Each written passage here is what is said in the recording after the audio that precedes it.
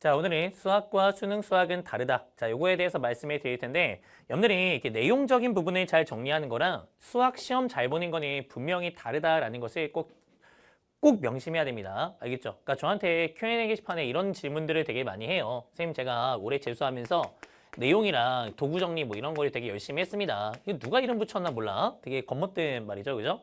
어쨌든 내용이야. 그지? 그러니까 어떻게 보면은 이제 이거는 진짜 개념에 해당하는 거고, 자, 우리가 이제 도구라는 거는 이 개념을 조금 더 이제 좀 자세하게 풀었었다 정도로 이제 얘기할 수가 있겠죠. 근데 자기가 이거를 되게 열심히 공부했다는 거야.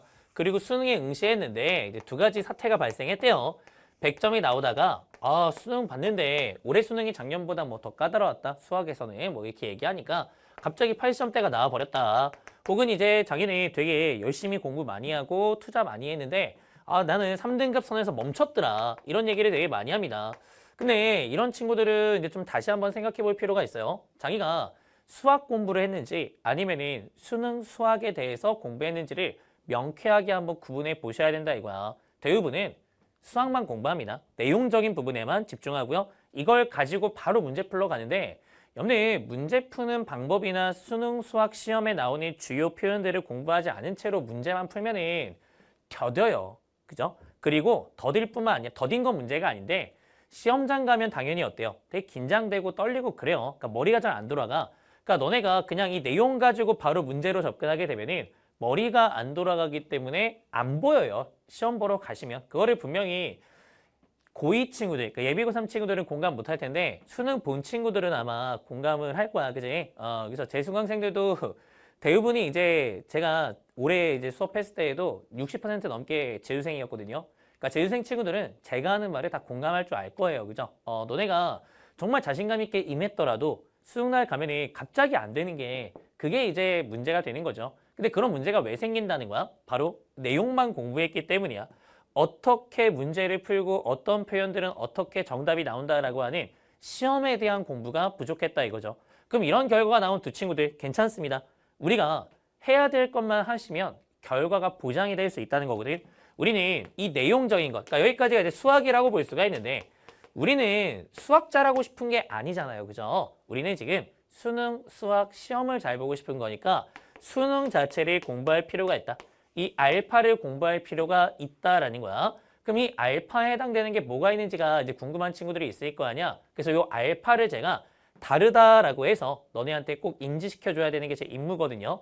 매주 하나씩 말씀을 드리면서 이제 문제를 풀어볼게요. 너네한테 그냥 말로만 하니까 뭐가 다른지 내가 뭘 해야 되는지를 명확하게 모르는 친구들이 많더라고요. 그래서 그런 부분들을 우리가 한번 같이 고민해보자 이거야. 그러니까 여러분들 너네가 이런 바보 같은 거 하면 안 돼. 그러니까 제가 진짜 커뮤니티나 이런데 얘들이 되게 이상한 애들이 많구나라고 느끼는 게 자기가 올해 문제를 되게 많이 풀었대. 근데 이제 3등급이 나온 거야. 그러면 문제를 되게 많이 푼 거 말고 다른 무언가를 해줘야 성적이 오른다라는 당연한 생각에 도달하는 게 맞죠. 근데 그 친구들이 커뮤니티에다가 무슨 말을 하냐면 문제를 많이 풀어서 성적이 안 나왔으니까 앞으로 문제를 더 많이 풀겠다는 거야. 여러분들 이게 종교와 비슷한 거죠. 어떻게 보면. 그냥 생각이 문제를 풀면 점수가 오를 거라는 거에 딱 머물러 있는 거야. 그걸 저희가 되게 1차원적인 생각이라고 얘기할 수가 있겠죠. 우리는 더 높은 차원의 생각을 해주는 게 되게 중요합니다. 여러분들 문제를 많이 푸는 거랑 시험 잘 보는 거는 별로 상관이 없어요. 왜? 너네가 이런 얘기하면은 문제 많이 풀면 성적 잘 나오는데요. 틀린 말은 아니지. 문제를 많이 풀면 뭘 얻을 수 있는 거야? 알파를 은연중에 얻을 수 있는 거야. 문제를 통해서 자기는 자각하지 못하지만 무의식적으로 익히는 걸 기대하는 거죠. 그렇게 병신같이 공부할 거면은 그냥 5, 6년 공부하면 된다 이거지. 여러분들 저희 수능 1년 안에 끝낼 수 있어요. 뭘 명확하게 하면 알파에 대해서 명확하게 정리하고 오케이? 그 다음에 그거에 대해서 우리가 정확하게 숙지하고 연습하면 문제 풀이량이 줄어도 성적은 나온다는 거야. 그러니까 니네가 이거를 익히려고 문제를 푸는 건데 그걸 은연중에 문제 풀면서 나도 모르게 익히지 마시고 어떻게 하라는 거야? 대놓고 완벽하게 정리해서 체계적으로 암기하시라는 거야. 그러면 남들이 200문제, 300문제 풀 시간에 나는 2문제만 풀고 끝내버릴 수가 있다 이거지. 이게 진짜 수능 공부 아닐까요? 여러분들 너네한테 문제를 2만 개, 3만 개 제공해주는 강사가 좋은 강사가 아니라 니네가 10문제만 풀어도 수능 100점 맞을 수 있게 만들어주는 게 좋은 강사고 좋은 수업인 거야. 너네가 어느 정도의 분별력은 있잖아요.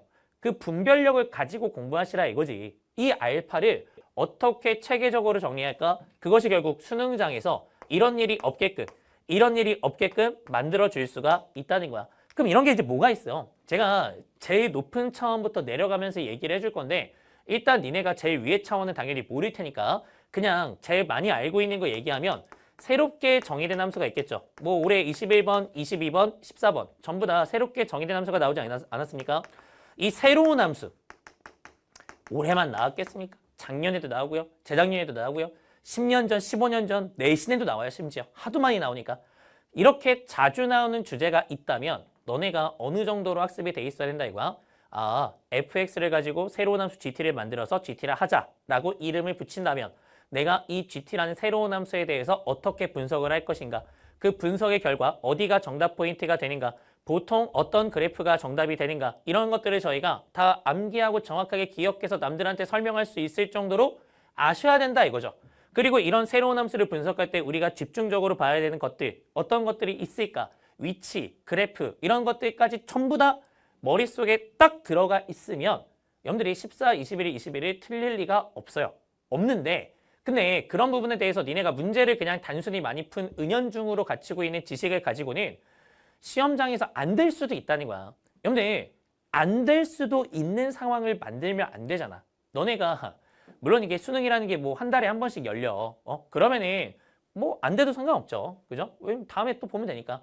근데 1년에 한 번 있는 시험을 그렇게 그냥 막무가내로 준비할 수는 없다는 거야. 저희가 당연히 체계적이고 멋있게 준비해야지. 스마트하게. 한 번에 끝낼 수 있게 준비하는 게 당연히 맞는 거 아니겠습니까? 아 그럼 당연히 이런 표현들. 어떻게 분석하고 어떻게 대처한다라는 게 머릿속에 완벽하게 정리가 돼 있어야 된다 이거야. 이거를 은연중으로 하지 말라고요. 알겠습니까? 자, 그 다음에 또 뭐가 있겠어요? 뭐 우리가 이제 또 대표적인 게 선택형 함수 같은 것도 있을 수 있겠죠. 요거는 뭐 사람마다 쓰는 말이 좀 다를 수 있으니까 그냥 예를 들면 절대값 fx는 절대값 gx라는 게 있다면 여러분들 이 절대값을 풀면서 fx는 플러스 마이너스 gx라고 하면서 우리 풀마가 있는데 이 풀마를 골라줘야 된다 이거야.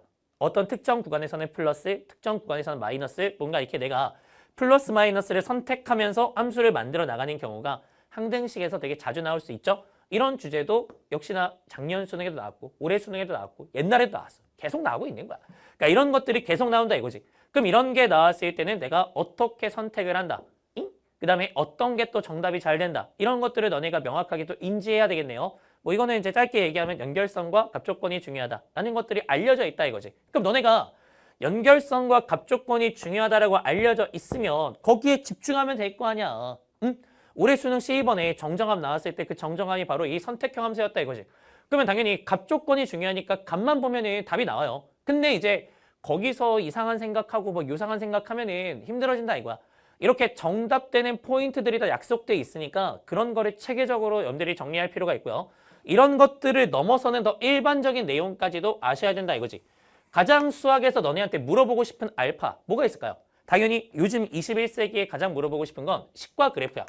왜냐면 평가원도 알고 있어요. 뭐 너네가 그냥 막무가내로 그래프를 그리면서 문제를 푼다는 걸 알고 있다는 거야. 그렇기 때문에 식으로 풀어야 되는 문제를 출제하고 있는 거죠.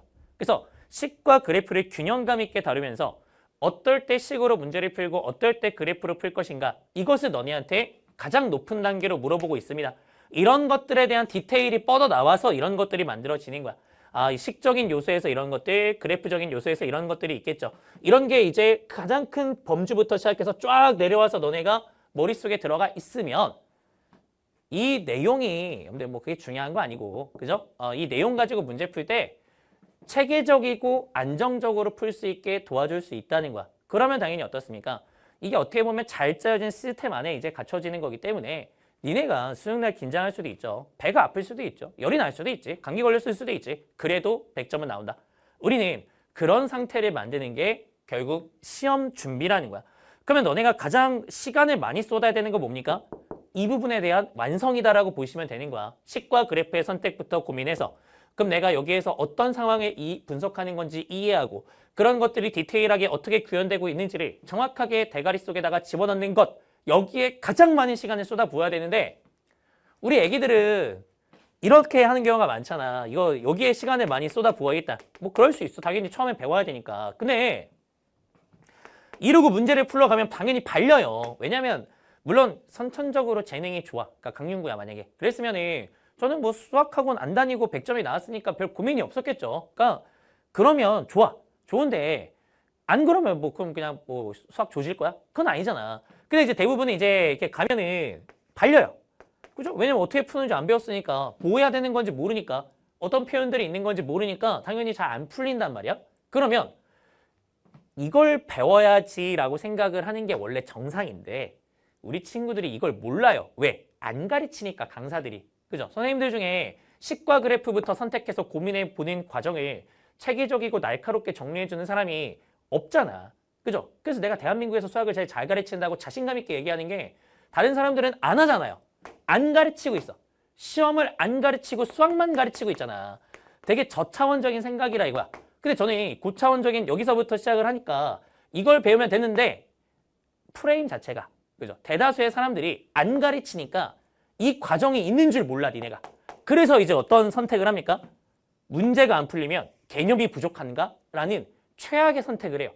그래서 개념 수업을 다시 들어. 개념을 외운대. 근데 이제 개념을 뭐 다시 보면 이제 알 것 같죠? 왜냐면 내용은 쉬우니까. 너네 수학원, 수학2 선택 내용 자체가 어려운 게 뭐 얼마나 어렵겠습니까?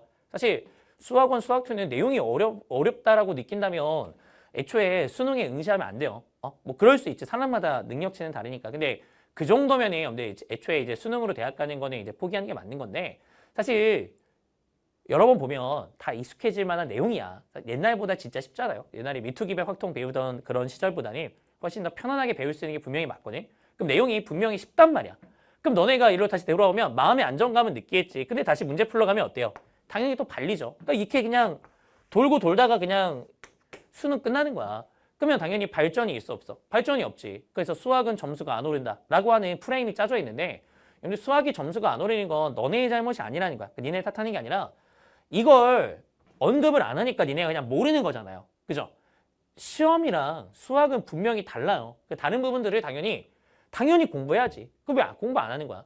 공부를 하고 그 다음에 문제를 풀어야 내가 이렇게 문제가 풀리는 거구나라고 깨달으면서 문제 푸는 게 재밌고 수학이 재밌어지고 시간도 늘어나고 내가 원래 3시간밖에 공부 못하겠죠. 재미없으니까. 근데 재밌다 보니까 4시간 하고 5시간 하고 그렇게 12시간, 14시간 공부할 수 있는 거거든.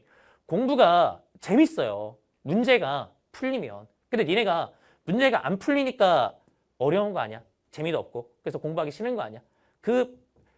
우리의 그 악습 자체를 바꿔 나가셔야 된다고 제가 말씀을 드리는 겁니다. 자, 그러면 요거부터 한번 제가 간단하게 말씀을 드리면서 수능 21번을 한번 풀어보도록 할게요.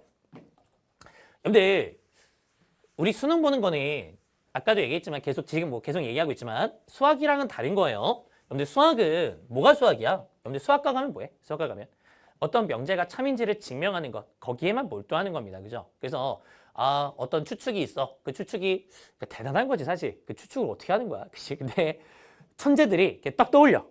이런 대충 이럴 것 같은데? 라고 하면은 그거를 증명하기 위해서 이제 다 득달같이 몰려들어가지고 하는 거, 생각하는 거. 그걸 저희가 이제 수학이라고 얘기할 수 있겠죠. 어떻게 보면은 엄밀하게 얘기하면. 근데 수능 수학은 그런 거 하는 거 아니잖아요. 너네 뭐 증명 문제가 몇 개나 있겠어? 증명하니? 그죠? 증명도 잘 안 하잖아. 그치? 대부분 뭐 하는 거야?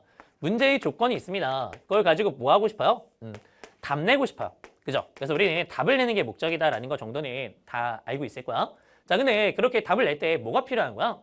여러분들 그래프가 필요합니까? 아니에요. 여러분들 그래프는 보조적인 도구지. 우리가 결국 필요한 건 식이에요. 식. 너네 식이 있어야 계산해서 답이 나오는 거 아니야? 자, 이게 수능 수학에서 시험에서 물어보는 수학 문제의 기본 구조라고 보시면 되는 거야. 근데 아기 때는 그냥 이렇게 조건에서 식 그냥 바로 빡빡 뽑아낸 다음에 이제 계산하면 답 나오는 구조로 이제 문제가 출제가 됐는데 수능 와보니까 그렇지가 않다는 거잖아. 그게 왜 그런 거야? 이런 게 문제가 있는 거야. 니네가 당연히 조건에서 식을 잘 만든 다음에 계산이 되려면 문자 개수랑 식 개수가 어때야 돼? 같아야 돼. 그죠? 그래서 문자 개수하고 식 개수 비교하는 게 여러분들이 문제를 푸는 사람 입장에서는 굉장히 중요한 작업이야. 여러분들 옛날 같은 경우에 미적분 문제가 되게 어려웠잖아요. 한 문제 풀면 막 이래. 그러면은 내가 식을 다 만들었는지 안 만들었는지 중간에 확인 안 하면 이게 다 풀었는데 계속 풀고 있는 불상사가 생긴다니까. 그죠? 그래서 이 문자 개수와 식개수를 비교하는 건 답을 내기 위해서는 되게 필수적인 과정이야. 근데 보통 이제 어떻다 이거야? 쉬운 문제는 그냥 같아요. 같기 때문에 그냥 고민 없이 계산하면 답이 나와. 근데 이제 어려운 문제, 우리 수능 수학에서 준킬러라고 부르는 문제가 있죠. 그 준킬러 문제의 특징이 뭡니까? 우리가 문제의 조건을 봤을 때 식으로 안 옮겨지는 거야. 식으로 안 옮겨지니까 누가 더 많아요? 문자 개수가 더 많습니다. 이런 걸 저희가 이제 추론 문제다라고 할 수 있는데 수능 수학이 쉬운 이유는 이 상황밖에 없다는 거야. 그냥 식으로 안 옮겨져서 문자가 남아요. 그 문자를 너네가 그러면은 어떻게 처리할 거냐? 이것만 남는 거야 그냥. 근데 이 문자를 처리하는 방식이 크게 두 가지가 있는 거예요. 수능 수학에서 너네한테 물어보는 거 두 가지는 뭐냐? 이 상황을 뭘로 극복했으면 좋겠다. 여기다 쓰는 게 좋겠네. 자연수, 정수 조건으로 극복했으면 좋겠다. 자연수, 정수 조건이 붙어 있으면 문자가 식보다 많더라도 저희가 결정할 수 있기 때문이지. 자, 그 다음에 그래프로 가서 식을 만들었으면 좋겠다. 즉 어떻게 너네가 처리했으면 좋겠다. 조건을 식으로 지금 못 옮기는 게 분명히 있을 거야. 그래서 식의 수가 부족할 수 있거든요. 그렇게 조건이 식으로 안 옮겨질 때는 바로 못 가는 거야. 너무 이제 빠르게 접근하려고 해서 안 되는 거죠. 그죠? 어디를 거쳐가라. 중간 다리인 그래프를 거쳐서 여기서 식을 만들어라. 이렇게 의도하는 게 두 번째가 된다 이거죠. 그래서 이런 추론 상황, 결국 문자 개수가 더 많은 상황을 저희가 다루는 건데 그거를 자연수, 정수, 이거는 그냥 식으로 그냥 끝내버리는 거고요. 그 다음에 그래프 거쳐서 가는 방식으로 끝낼 수 있고요. 이렇게 두 가지가 있고 우리 대부분의 수학 문제는 이제 어디로 좀 귀결되는 경우가 많습니까?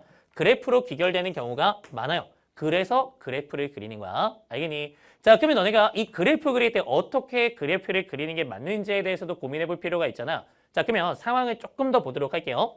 여러분들 아까도 얘기했지만 조건이 있는데 식으로 안 옮겨지는 게 문제라고 했습니다. 그러니까 어떤 거야? 예를 들면 이런 거야. 조건에 만약에 이런 게 있었어. x는 1에서 fx가 극대래요. 여러분들 이런 거는 식으로 옮겨지는 조건 맞죠? 그죠? 여러분들 극대값 뭔지 알죠? f'1은 0이다라고 이렇게 옮길 수 있으니까 아니면은 뭐 x는 1에서 fx가 0이 된다라고 하면은 f1은 0이다 이렇게 옮길 수 있잖아. 그러니까 이런 거는 애초에 조건이 식으로 옮겨지니까 별로 고민이 없어. 이런 거 고민이 없어. 자, 근데 우리 어떤 게 있으면 좀 고민이 되는 거야? 이런 게 있으면 고민이 되겠죠. 제가 그냥 예를 간단하게 들어보면 자, 미분 가능한 fx가 있대. 그랬구나.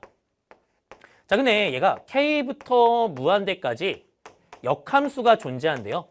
역함수가 존재해. 자, 그렇게 되게 하는 k라고 하는 문자의 최소가 3이라는 거야. 자, 이런 조건이 만약에 있었다고 한번 저희가 쳐보자고요. 그럼 니네가 이 조건을 딱 보니까 3이라는 숫자가 분명히 있어요. 그죠?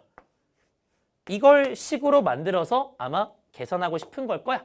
그렇게 답을 내고 싶은 게 우리의 마음이겠지. 근데 3이 뭔지를 알아요? 몰라요? 모르는 거죠. 그렇기 때문에 어떤 겁니까? 조건이 식으로 안 옮겨지고 있죠. 자, 이럴 때 어떻게 한다고요? 그래프를 그려서 식으로 옮기면 된다라고 말씀을 드리는 거야. 그래서 너네가 이렇게 바로 식으로 안 옮겨지는 조건이 있다는 거지. 이런 걸 저희가 뭐라고 할 거냐면 낯설다라고 할 거야. 이런 낯선 수나 문자가 있다 이거죠. 그러면 그 친구를 저희가 어떻게 그래프에서 보일지만 잘 정하면 그래프 마스터가 될 수 있다는 거 아닙니까? 맞습니다. 그럼 어떻게 그래프로 보일 거냐? 3단계만 기억하시면 끝나거든. 첫 번째, 제일 중요한 건데 여러분들은 제일 신경 안 쓰는 게 있어요. 주인공이 누군지를 정하셔야 됩니다. 누구 그릴 거냐 이거야. 너네 그냥 fx 있으면 fx 그리는 사람이 태반인데 여러분들이 그렇게 문제를 안 낸다는 거지. fx가 있더라도 내가 보기 좋게 모양을 변형해서 그래프를 그려나가는 게 굉장히 중요합니다. 특히나 방정식과 분응식처럼 만난다. 오케이? 자, 그 다음에 미분 가능성 역시나 접어 올리거나 하면서 만난다. 뭔가 이렇게 만나는 상태를 볼 때는 여러분들이 뭘 그려서 뭐랑 뭐가 만나는지 구분하는 게 되게 중요해요. 그래서 우리가 이 주인공을 잘 정하는 게 21세기 수능에서는 가장 핫한 주제다라고 보시면 되겠습니다. 수능 21번도 제가 적어놨는데 얘도 마찬가지야. 주인공이 가장 중요합니다. 어떤 걸 그릴 건지만 잘 정하시면 정말 간단하게 문제를 풀 수 있는데 대부분은 이 주인공을 고민하지 않는다는 거야. 주인공인데 주인공 고민 안 하면 안 돼요. 알겠죠? 그래서 얘부터 정해야 돼. 누구 그릴 것이냐. 자, 그 다음에 여기 나와 있는 이 숫자가 식으로 바로 안 옮겨져서 저희가 그래프 그린 거 아니야. 그럼 반드시 그래프에 표시가 돼야 돼요. 그래프에서는 저 친구를 알 수 있다는 거 아니야. 식으로 몰랐는데 그래프로는 알 수 있다 이거죠. 그죠? 자, 그러면 이 친구가 어떻게 표시될 수 있을까에 대해서 너네가 생각을 해야겠지. 그럼 그래프라는 건 어차피 좌표 평면이니까 저희가 X축에 표시가 되거나 Y축에 표시가 되거나 오케이? 자, 그 다음에 저희가 기울기에 표시가 되거나 아니면 곡선 위에 있을 수 있거나 이 정도로 저희가 위치가 정해져 있다는 거야. 이 위치 중에 어딘지를 좀 보셔야죠. 3은 K입니다. K부터 무한대까지 이 정의역이죠. 정의역을 저희가 정해주는 거니까 X 위치구나라는 거 알아볼라? 알 수 있죠. 그죠? 자, 여기서 X 위치에 너네가 3을 결정해 가면서 너네가 문제의 조건을 만족하는지 고정하고 관찰해 보시면 된다 이거야. 3이 어디에 있으면 될까? 3이 어디에 있으면 될까? 그것들을 너네가 고정하고 관찰하면 된다 이거죠. 자, 뭔 얘기야? 자, 우리 fx. 지금 fx의 역함수 존재 조건을 보고 있는 거기 때문에 fx라는 함수를 그려볼게요. 근데 저희가 fx를 잘 모르니까 아무거나 대충 그려볼게. 왜? 애초에 식으로 못 푸는 거야. 무조건 그래프로 갈 거기 때문에 그래프를 몰라도 그래프를 그릴 수 있는 힘이 있으셔야 돼. 그걸 저희가 판단한다. 논리적인 생각을 한다라고 하는 거야. 어차피 두 개 중에 하나야. 식과 그래프. 근데 식이 아니잖아. 그럼 무조건 그래프로 가야 돼. 근데 fx 식 모른다고 해서 안 그릴 거야? 아니죠. 아무거나 그리는 거죠. fx를 이렇게 주인공으로 그려놓으면 너네가 3의 위치를 여기다 고정을 해볼 수 있다 이거지. 왜? x라며. x 쪽에 있다며. k잖아. 그죠? k 값 중에 제일 작은 게 3이니까 우리가 분명히 x의 표시가 된단 말이야. 근데 이렇게 x에 딱 고정해 보니까 아유 감소하다 증가해. 이러면 역함수가 없잖아요. 여기겠구나. 3은 이렇게 있으면 3부터 무한대까지 역함수 있잖아요. 근데 우리는 제일 작은 걸 3이라고 했기 때문에 여기가 3은 아니겠죠. 그죠? 어디로 3이 결정된다 이거야? 여기로 결정이 됩니다. 라는 거를 알 수가 있대요. 왜? 3이 여기 있으면 3부터 무한대까지 쭉 증가하니까 역함수가 있고요. 더 작아질 수는 없잖아. 그럼 너네가 이제 고정시켜 가면서 표시한 대로 고정시켜 가면서 관찰하니까 3이 극소구나 혹은 기울기 0인 지점이구나 라고 이렇게 식을 만들 수가 있는 거죠. 그래서 식으로 이제 옮기시면 우리가 계산할 수 있게 되면서 답이 나오더라 라고 하는 게 이게 그래프 문제야. 그래서 우리가 식과 그래프를 선택하는 게 가장 높은 단계야.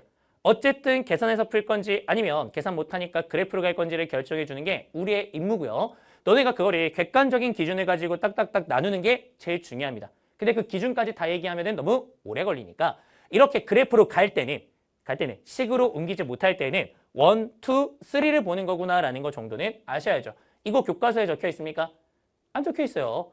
이게 바로 수능 수학이라는 거야. 알파에 해당하는 부분이라고 보시면 돼.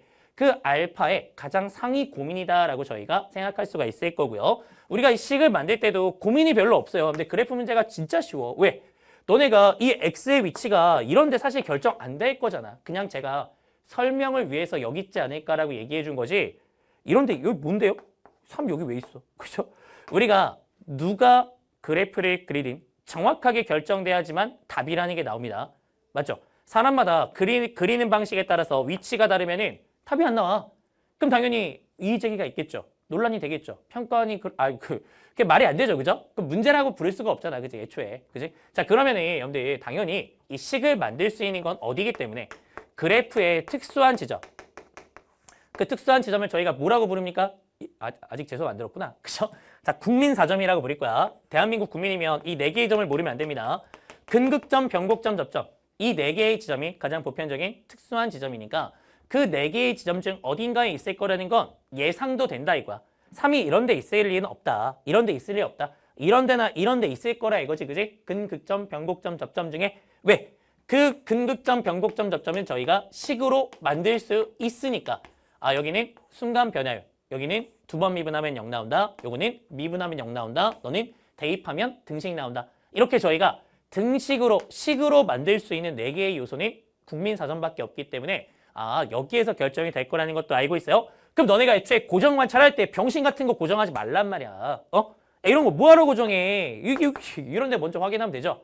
그러면은 짧은 시간에 정답까지 빠르게 도달하면서 여러분들이 4점짜리 문제를 풀어낼 수가 있는 건데 이걸 싸그리 다 무시하고 지 마음대로 하니까 그러니까 수학을 계속 공부해도 3등급에서 머무르는 거지. 근데 이게 개념이랑 무슨 상관이야? 아까도 얘기했잖아. 교과서에 안 적혀 있다니까. 이거를 배워야 돼. 이걸 배워야 저희가 문제풀이량을 줄이면서 짧은 시간에 너네가 국어도 해야 되고 탐구도 해야 되고 영어도 해야 되잖아요. 짧은 시간에 수학 점수를 올릴 수가 있다. 뭐 그런 얘기고요. 특수한 지점이 물론 이제 국민 4점도 중요한데 저희가 불연속인 경우에는 당연히 이제 불연속이라든가 이제 점근선이라든가 뭐 이런 것도 중요합니다. 그죠? 이런 지점까지 저희가 이제 보면서 낯선 문자의 위치를 낯선 숫자의 위치를 결정하시면은 정답이 나오거든. 그걸 물어보는 게 바로 뭐야? 21번이었다라고 보시면은 되는 거야. 근데 21번만 그걸 물어본 게 아니라 22번도 똑같은 문제고요. 그래프 문제는 다 여기에 해당이 되는데 뭐 가장 쉬운 것부터 한번 시작해보기 위해서 이 친구를 이제 문제를 풀어보기로 결정한 거야. 근데 이 친구 생각보다 정답률이 낮더라고. 그러니까 많이 틀렸다는 거죠. 그 이유를 제가 생각해보니까 왜 그랬을 것 같아? 그래프를 그려야 되겠다는 생각을 누구나 했을 거야. 뭐 계산할 수 있는 등식이 없잖아요. 그죠? 네. 자, 근데 그래프를 그리는데 병신같이 그려서 그래요. 여러분들 주인공을 왜 고민 안 하고 지 좆대로 fx를 그리냐는 거지. 여러분들 fx를 그리는 사람이 수능 수학을 공부하지 않은 것과 같아요. 너네도 만약에 21번을 푸는데 이거 자체를 진짜 그렸다. n에다가 1 넣고 접어 올려서 그림 그리고 n에다가 2 넣어서 그림 그리고 만약에 그렇게 그림을 그리면서 되는 것들을 봤다면 여러분들 나는 앞으로 조금 더 공부를 많이 해야 되는구나 라는 생각을 가지면서 자기 반성을 꼭 하셔야 돼. 알겠죠? 자, 우리가 어떤 걸 그리고 왜 그리는지 한번 그런 것들을 얘기해 볼게요. 자, 우리는 n을 구하고 싶다라는 목표의식이 있습니다. 여러분들 문제 보는데 윗대가리부터 보는 사람 없을 거야. 아래에서 위로 올라가는 거예요. 자, 이 자연수행이 뭘 만족하는지 보니까 그래프에 들어가 있는데 이 그래프를 결정시켜서 fx를 만들면 y는 t랑 만나는 실근 개수가 정해질 거 아니야? 자, 그걸 저희가 gt라고 할 때 gt의 최대가 4래요. 그죠? 자, 그러면 너네가 fx하고 y는 t하고 만나는 실근의 개수를 보고 싶다라는 생각이 있어. 그러면 당연히 그 실근의 개수를 저희가 계산으로 구할 수는 없잖아요. 뭐 이게 2차식도 아니고, 그죠? 자, 그렇기 때문에 그래프로 갈 수밖에 없고 이 n이라는 문자가 등식 속에 들어가 안 들어가? 안 들어가지. 뭐 들어가 있는데요. 막 이러시면 좀 곤란해. 그렇죠? 자, 우리가 이제 n을 구할 수 있는 등식은 n만 있어야죠. 뭐 이런 식으로 들어가 있으면 n 구할 수 있잖아. 근데 저희가 이런 등식을 만들 수가 있다는 거야, 없다는 거야? 없다는 거지. 뭐 만들 게 뭐 있어. 그죠? 그럼 당연히 어떻습니까? 선생님, 이 fx는 t라고 하는 실근의 개수가 최대값 4를 갖는다라는 건 저희가 당연히 이 조건 자체를 식으로 지금 옮길 수가 있다는 거야, 없다는 거야? 없다는 거지. 그죠? 특히 실근의 개수라는 건 그래프의 교점으로 이해하는 거기 때문에 그래프로 보는 게 맞아요.